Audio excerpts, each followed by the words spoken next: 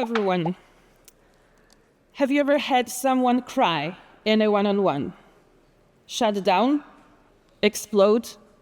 A leader's work is increasingly psychological, and yet we are not trained for it.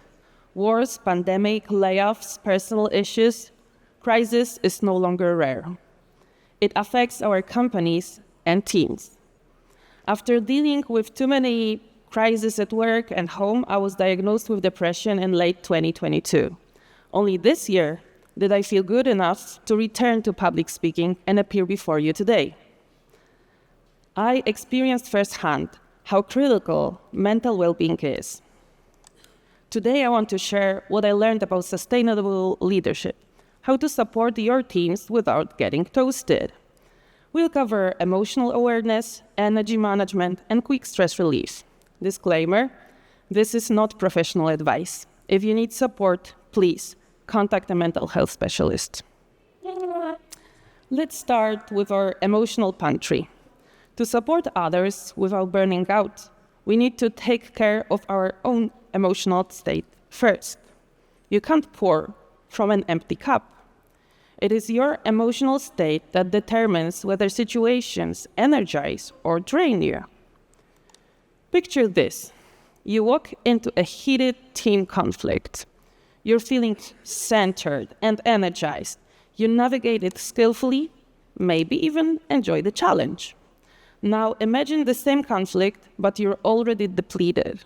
You handle it poorly, or you handle it well, but it costs you a lot more. And these little boosts or drops add up every hour and every day. Does it mean we have to be in a great mood all the time? No. But having high emotional capacity makes life and work easier. What can we do to keep our emotional pantry stocked? One of the most basic tools is a Selfscan. Stop and ask yourself, what am I feeling right now? What do I need at this moment? What's one small action I can take?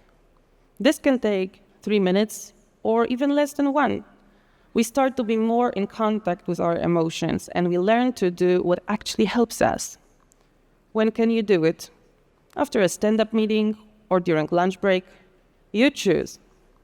However, to do this properly, it's helpful to know our feelings better. How many feelings do you know? We typically think of the basic ones: sad, happy, angry, but there are so many more. Feelings are information about needs fulfilled and unfulfilled. When I feel bored, that's my need for adventure not being met. When furious, it's unmet needs for autonomy or fairness. When calm, my need for peace is met. When satisfied, my need for growth is fulfilled. It was surprising for me how many needs there are. Just like emotions, we think of the basic needs: food, sleep, shelter, Wi-Fi. There are dozens of needs that, if fulfilled, make us happy and engaged. If neglected, make us frustrated and disconnected. So here's your takeaway. Get a feelings and needs list, print it, keep it visible. During self-scans, use it to get specific about what's happening inside you. Or just read it once. Hope you're enjoying this video. But did you know LeadDev has lots more to offer? So webinar, podcasts, I even like articles, conferences, events, and most importantly, community. And even thinking about like process, tech, and people, which is how LeadDev website is laid out, I really think this is the #1 learning platform for me as an engineering manager. Don't forget to check out leaddev.com.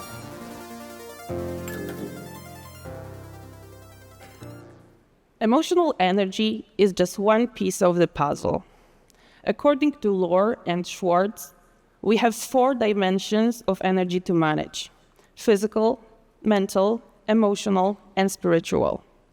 So let's dive into energy chargers and drainers, the practical stuff you can use right away.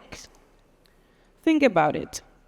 You know exactly what charger your MacBook needs, what fuel your car takes. Yet we often try to recharge ourselves. with whatever's convenient, then wonder why we're still drained.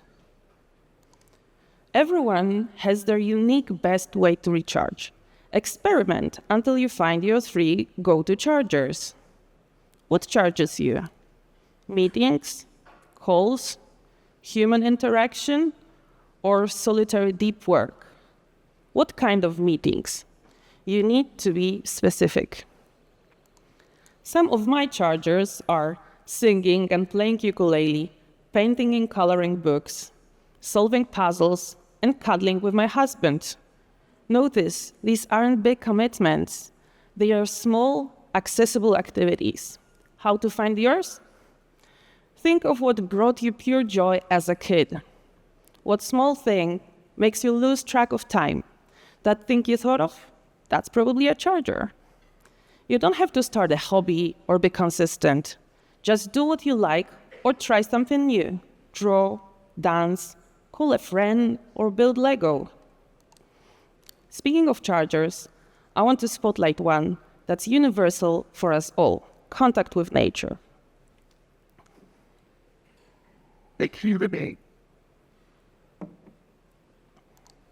Research and meta-analysis show that nature exposure reduces stress hormones, lowers blood pressure, and improves cognitive function.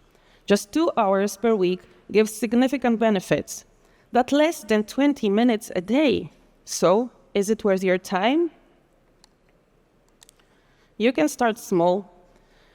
Add a plant to your workspace, walk barefoot on grass, or listen to birdsong. One trick for plant killers: buy a basil plant for £2. It's green, you can smell it, eat it, and replace it. Okay, but knowing your chargers is only half the battle. What drains you? Meetings, calls, human interaction, or is it solitary deep work? What kind of meetings? Again, you need to be specific. Identify drainers precisely and cut them. A drainer might be a big issue or a small discomfort. If your shoe is a little uncomfortable, it won't bother you for a moment, but if you walk 30 miles in this shoe, you will get blisters, and those blisters will make walking difficult for a couple of days, even if you change your shoes. Here are some of my specific drainers and what I do about them. Noise, so I work in headphones and often use earplugs. Overheating, so I wear breathable clothes and watch my body. And back-to-back one-on-ones, so I plan non-negotiable breaks in my calendar. You too can find your strategies for your drainers. Okay, so we know how to keep our emotions in balance. We know how to manage our energy. Is this enough? Well, it would be if life weren't full of fires to put out. There are always situations that will bring you to boil. That's why we need quick steam release tricks. Breathing exercises are a simple way of reducing stress. There are many variations you can try. Let me share my go-to technique, box breathing. In box breathing, you take 4 seconds for each of the 4 steps. In, hold, out, hold. Let's practice this together right now. Everyone ready? Is that? Okay. Find a comfortable position and follow along with me. Breathe in for 1, 2, 3, 4. Hold for 1, 2, 3, 4. Breathe out for 1, 2, 3, 4. And hold for 1, 2, 3, 4. That's it. Repeating this even a couple times makes you more calm. Another approach is sensory tricks. One to try is the 5, 4, 3, 2, 1 grounding technique. It's often recommended as a technique to lower anxiety, but I also use it to regain focus. You name 5 things you can see: the seat, stage, glass, exit sign, lamp, and follow the pattern for other senses. We stocked our emotional pantry, cooked energy preservation sauce, and prevented boiling over. Time for dessert.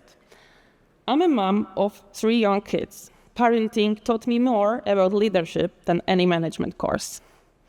My 3 insights for you today are: first, parenting books explain human psychology and communication brilliantly. Children are adults in beta version with the same core operating system.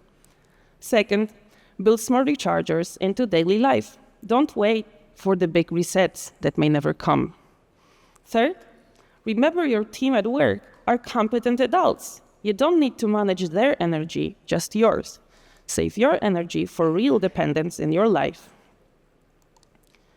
All we've covered so far focused on how you can take care of yourself and with the leader your team needs without burning out. But do you have to do it all alone? It's human nature to solve problems in groups. Hunting, farming, building houses. Only recently, we started trying to handle everything alone, whether parenting or management challenges. That's why you need your support network, people who get what you're going through. At one company, we held weekly virtual coffee for managers. We'd talk through challenges, big and small. It helped us problem solve, vent, and remember we weren't alone. There's so many reasons to take care of your mental health as leaders. Today, we prepared together a little recipe for that. Fill your emotional pantry with what works for you. A list of feelings and needs may help. Cook your own energy preservation sauce. In chargers, experiment and find your 3 favorite ones. In drainers, determine specific reasons and cut them. Be prepared to release steam when things come to a boil. Find breathing and sensory techniques that you can use without thinking. And don't forget about your kitchen crew. Doesn't work? Oh, congratulations on taking care of yourself today. Thank you.